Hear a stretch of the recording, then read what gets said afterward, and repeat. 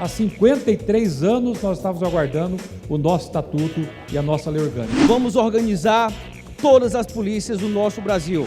Nesse momento, no Brasil inteiro, nos 5.700 municípios, tem um policial militar de serviço nesse momento. Em momento algum a gente pode desarmar os nossos agentes de segurança pública. As lotéricas representam o Banco do Povo. São as lotéricas que salvam a pátria, mais ou menos nessas cidades pequenas. Que nós possamos prorrogar por mais 20 anos essas concessões dos lotéricos. Nos parece um prazo bastante exagerado, para dizer o mínimo. Eles ficam com o osso, né, o filé, e vai para os grandes bancos.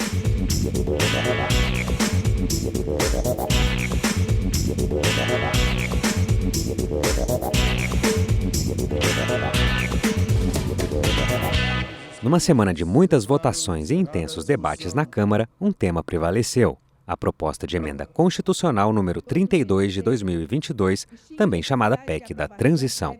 Mesmo antes de ser pautada, a discussão da matéria já contava com dezenas de inscritos e acontecia no plenário de maneira informal, mas a votação acabou ficando para a semana que vem. Nesta semana agora, os deputados aprovaram diversas propostas, como por exemplo as mudanças do Senado ao projeto de lei que define e autoriza a prática da telesaúde no Brasil. O texto vai à sanção presidencial. O projeto do Senado, ele ficou muito complexo. Ele não tem a simplicidade e a facilidade do próprio Executivo regulamentar algumas ações que precisam de regulamentação do Executivo, juntamente com a Anvisa, entre outros órgãos que são necessários serem ouvidos quando se regulamenta um projeto de lei. Então, eu entendo que a proposta da deputada Adriana é muito melhor, mais factível de ser utilizado pela população do que o projeto que veio do Senado. O nosso relator está de parabéns, porque mostrou sensibilidade, inclusive de prestigiar o nosso Senado, acatando a sugestão de incluir aqui a atenção neonatal através de telesaúde. Parabéns, Pedro Vilela, pelo seu relatório. E eu quero dizer que essa casa hoje está de parabéns de regulamentar uma prática que já é extremamente utilizada no nosso país, mas que precisaria de um marco legal adequado, discutido, aperfeiçoado nessa casa por todos nós. É fundamental que nós possamos ter, primeiro, o direito do paciente a reclamar.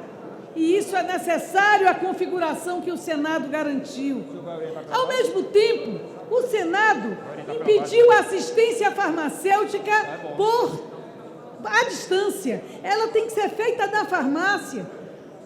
E isso manteve o esquema de que o prescritor faz a receita e a farmácia dispensa e manda entregar, mas não o atendimento ser feito à distância, sem que o prescritor tivesse indicado, não é?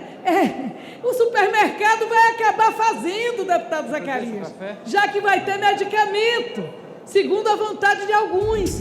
Uma emenda que foi inserida no Senado é justamente a emenda que a deputada Alice Portugal citou sobre a questão da prescrição. Só que essa emenda, ela causou um extremo mal-estar na comunidade, no ecossistema de saúde digital e de transformação digital.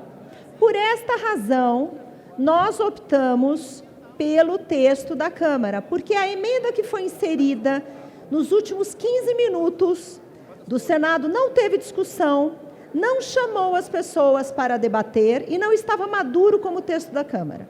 Então, esta casa e o nosso relator optou por acatar uma emenda do Senado, da senadora Mara, mas deixar esta emenda de prescrição para ser debatida posteriormente.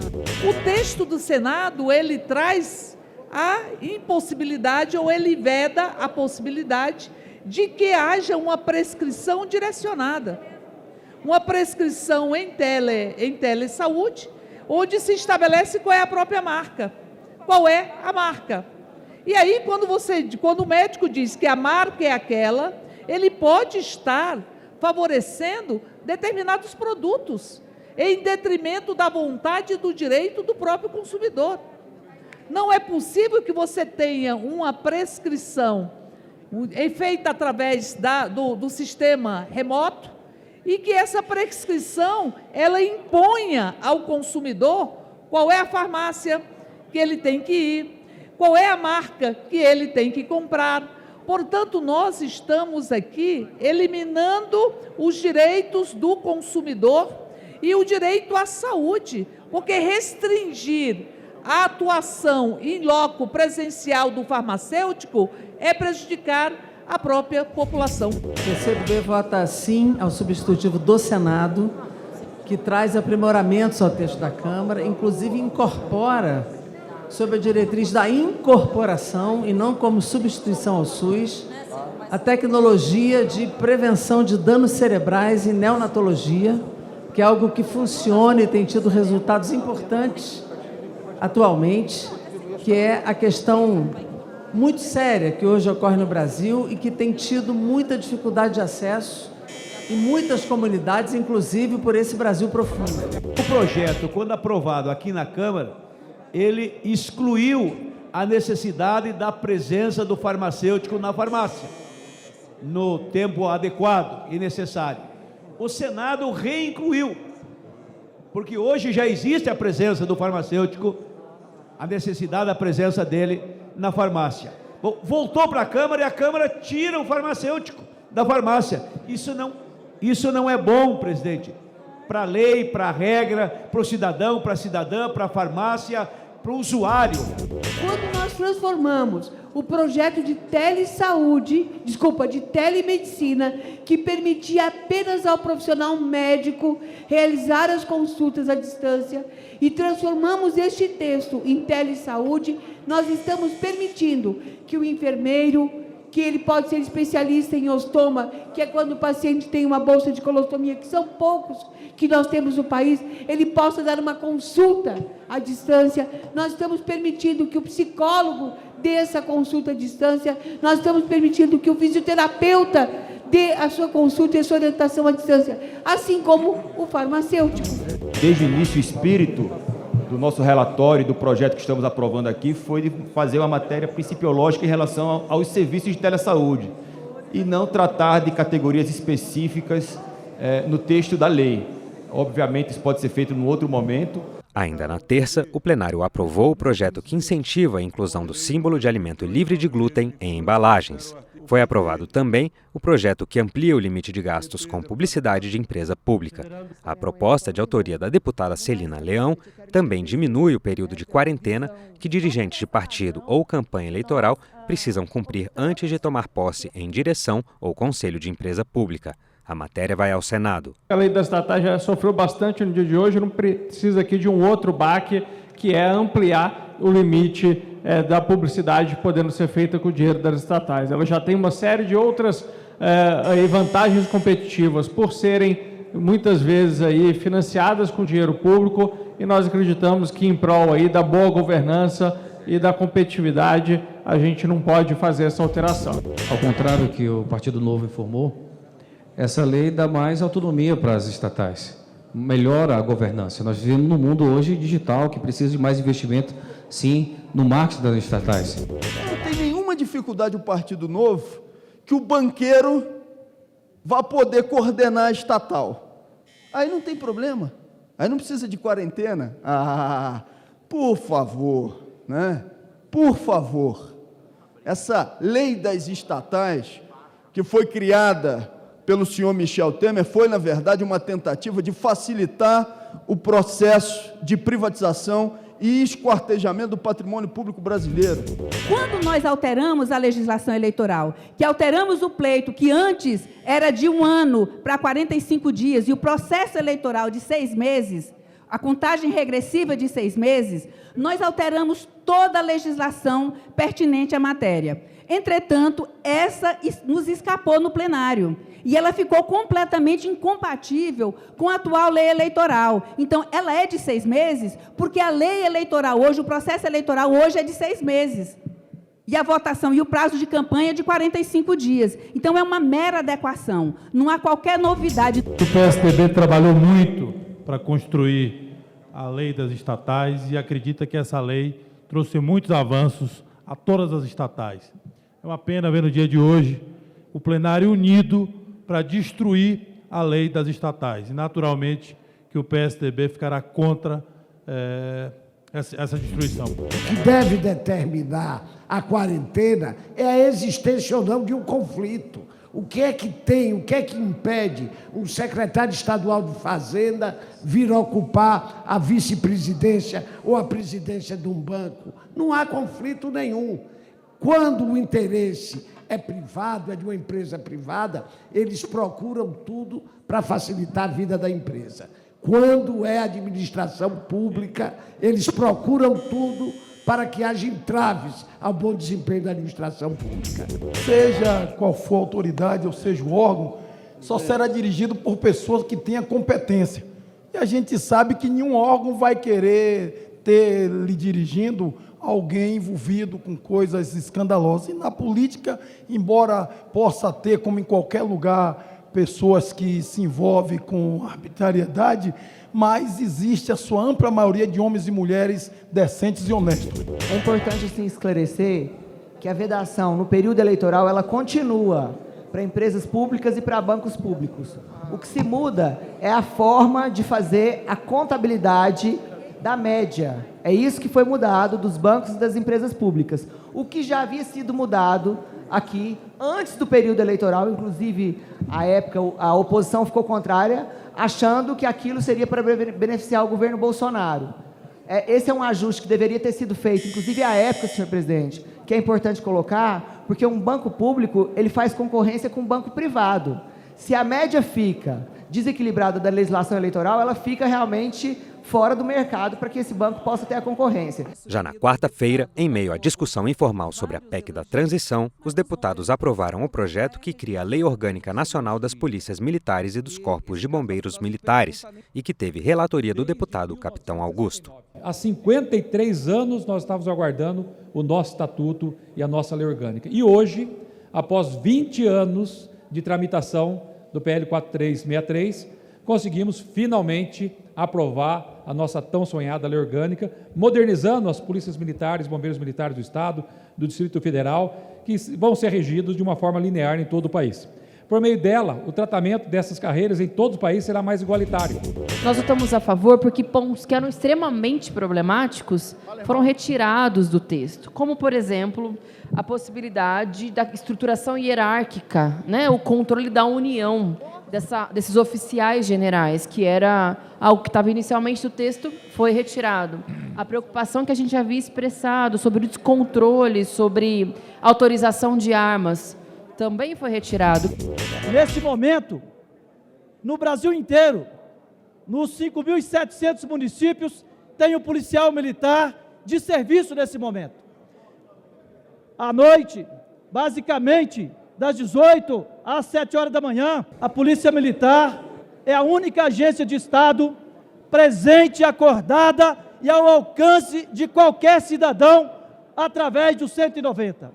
Portanto, o que nós buscamos aqui é consolidar uma legislação que dê segurança jurídica e reconhecimento para essas duas instituições, sem as quais não há segurança pública, não há democracia, não há governabilidade.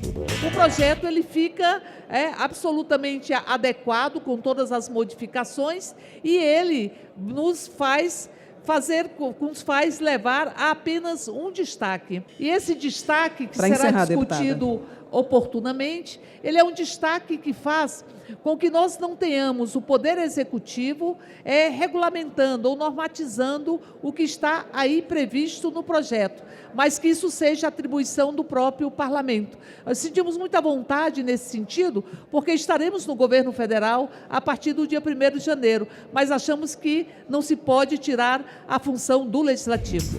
Por mais que nós queiramos, sempre que possível, reconhecer né, e valorizar os nossos policiais, nós sabemos que a situação fiscal do país é muito diferente estado para estado. Então, é muito difícil a gente poder, através de uma lei federal, dizer o que cada unidade da federação tem que fazer em relação às possibilidades de benefícios e carreiras para os policiais. Se nós queremos uma segurança pública melhor, mais efetiva, nós temos que organizar as polícias. E hoje nós damos o pontapé com a Polícia Militar. Hoje nós vamos aprovar a Lei Orgânica da Polícia Militar. Mas depois temos que aprovar a da Polícia Civil, a da Rodoviária Federal, a da Polícia Federal, a da Guarda Municipal, a da Polícia Penal. Mas hoje damos o pontapé. Vamos organizar todas as polícias do nosso Brasil. Algo que faltava há muito tempo, exatamente aqui no Brasil, são as leis orgânicas, tanto da Polícia Militar, quanto também da Polícia Civil. Então, é um avanço muito grande e vermos que está havendo uma sinergia neste parlamento. Por que eu digo isso? Porque esta temática sempre foi cara para o parlamento e sequer queriam discutir a temática da segurança pública. Então, nesse instante, nós estamos avançando muito. No projeto inicial, nós tínhamos ali vários questionamentos. Um deles é que a Polícia Militar acabava avançando sobre atribuições de outras categorias. Isso foi razoavelmente equacionado no texto. Por isso, queria parabenizar o capitão Augusto por toda a negociação que ele coordenou, a capacidade de incorporar sugestões e modificações que melhoraram o projeto. Esse é o exemplo PV, sim, possível a gente construir um bom projeto na área da segurança pública que atenda todos os espectros políticos.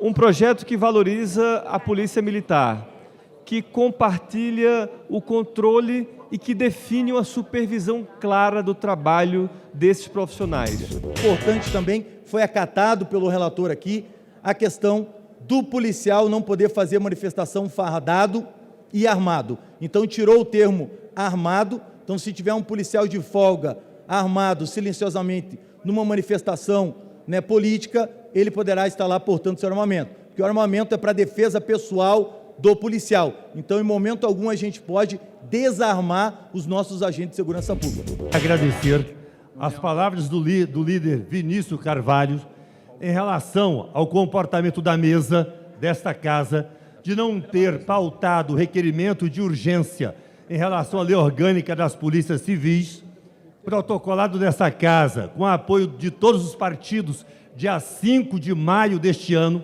e apesar de todas as articulações para pautar, nunca foi pautado, e por fim, sequer pauta o projeto da Polícia Civil, que, tal qual o projeto da PM e do Corpo de Bombeiros, que nós estamos aprovando aqui com todos os aplausos e louvor. Aqui está o presidente da Cobrapol, que é a confederação que agrega mais de 120 mil trabalhadores da segurança pública da Polícia Civil do país, que tem discordância desse texto. Portanto, não há concordância dos trabalhadores da Polícia Civil com esse texto. O requerimento de urgência foi apresentado, salvo engano, no mês de maio. E lá em maio havia concordância, só que houve alterações no texto que prevalecem, as alterações prevalecem aos delegados e àqueles que estão nas atividades do dia a dia da Polícia Civil. Também na quarta foi aprovado o projeto que prorroga o prazo de prestação de contas de projetos culturais beneficiados pela Lei Aldir Blanc, bem como o projeto que cria o Estatuto Nacional de Simplificação de Obrigações Tributárias com o objetivo de facilitar a vida do contribuinte. Esse é um projeto técnico, é um projeto de ganha-ganha, por isso, inclusive, que tem essa aprovação praticamente unânime. Ele é bom ao setor produtivo, é bom para os fiscos, combate à evasão, cria mecanismos de enfrentamento à sonegação fiscal, ajuda ao pequeno, ao médio empreendedor, que simplifica a sua vida, valoriza quem produz, e a gente conseguiu afastar, né, da discussão da reforma tributária, que sempre encontra percalços na discussão das alíquotas, da carga tributária, da relação federativa entre os estados. Esse projeto antecipa em muito efeitos benéficos que só viriam na reforma tributária.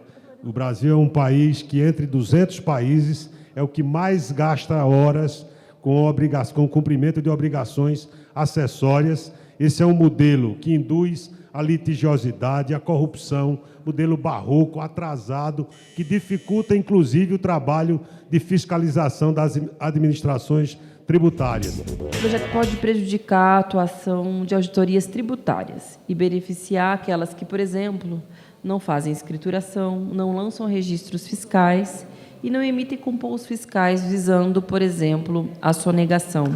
Como, dessa forma, acaba inibindo a atuação e a fiscalização do fisco, nós orientamos o contrário. Falamos desde o início, antes mesmo de eu entrar nessa casa, falando a respeito de uma grande sonhada reforma tributária. Não conseguimos avançar por questão de alíquota, por vários interesses, mas esse projeto significa uma redução imensa no trabalho, na desburocratização, na simplificação daquele que muitas das vezes demora, como foi dito aqui, com horas de trabalho para juntar toda essa papelada. Já na quinta-feira, deputados e senadores se reuniram em sessão do Congresso para analisar vetos presidenciais. Em seguida, a Câmara aprovou a posse por videoconferência para deputadas em licença maternidade e um projeto de repovoamento de peixes em rios e lagos.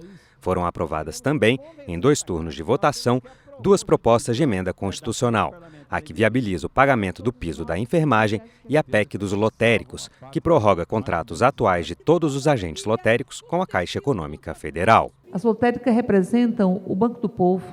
Nós estamos falando aqui dos serviços bancários, mas também as lotéricas são que levam as políticas sociais. Elas, muitas vezes, é o porto seguro das pessoas que não têm recursos para se alimentar e que ali vão receber um benefício. As lotéricas fazem parte de uma rede de atendimento a uma população, que é uma população que, em verdade, não tem acesso a serviços bancários e tem acesso à dignidade. Portanto, as lotéricas levam dignidade para o povo brasileiro, porque estão dentro das redes, da rede, que é a rede da Caixa. A votação dessa PEC é esperada há muitos anos. Ela faz justiça para quem atende o trabalhador nos bairros das grandes cidades e nos longínquos municípios do Brasil. Ela dá segurança jurídica para as lotéricas, todas as lotéricas, mas, sobretudo, para aquelas 6 mil lotéricas que iniciaram o seu funcionamento antes da Constituição de 1988. A forma como ela é apresentada agora ao plenário não pode contar com o nosso apoio. Primeiro, porque restringe apenas a atividade lotérica, criando um benefício exclusivo para um único setor da economia. E segundo, pelo prazo aí de 50 anos, que nos parece um prazo bastante exagerado, para dizer o mínimo. Como se trata aqui de se dar esse prazo para ter mais segurança jurídica para aquelas pessoas que já tinham a autorização antes da Constituição e aquelas que são posteriores à Constituição e que venceram processos licitatórios, o que essa PEC faz é uma prorrogação, não por 50, conforme acordo, por 20 anos, prorrogável por igual período. A dificuldade que vivem os lotéricos do nosso país, né? A violência, a criminalidade muito grande, custando a pagar os funcionários, atende benefícios sociais, estão em todos os cantos do país, a remuneração é muito pequena, eles ficam com o osso, né? O filé e vai para os grandes bancos. Nós sabemos que as lotéricas elas têm um largo alcance social, porque em muitas cidades pelo país, muitas cidades pequenas, não tem agência bancária. E são as lotéricas que salvam a pátria, mais ou menos, nessas cidades pequenas. E elas são, por contraste, obrigadas a fazer um conjunto de serviços que muitas vezes não são lucrativos, mas que são impostos a elas por contrato pela Caixa Econômica Federal. Nós temos que dar mais esse prazo para eles, inclusive a Constituição Federal, os constituintes praticamente entenderam que seria uma concessão com prazo mais longo, e isso está sendo aperfeiçoado aí através do deputado Pinato, que faz com que nós possamos prorrogar por mais 20 anos essas concessões dos lotéricos, dando mais segurança jurídica. Nós precisamos dar segurança jurídica àqueles que têm a concessão do trabalho da lotérica, aqui está se dando por mais 20 anos, e seguindo essa possibilidade. Essa discussão vem se estendendo desde 2013, quando o TCU interveio no processo existente até então, quando a senadora pôde receber centenas de lotéricos de todo o país, à época, para discutir essa questão. Já tivemos legislação, lei, e hoje se faz necessário que nós possamos fazer isso. Temas de interesse nacional, debates em plenário, as reações e propostas dos deputados, fatos e opiniões. Foi com união e esforço de todos que vamos sim, estamos dando a resposta ao Supremo Tribunal Federal, inclusive amanhã com audiência com a ministra Rosa Weber, para dizer que a nossa casa fez a tarefa, a sua tarefa. Segue agora então para o Senado, como já foi dito, Senado volta os 2 turnos, promulgamos e resolvemos parte importante dos recursos financeiros para fazer frente ao piso nacional da enfermagem.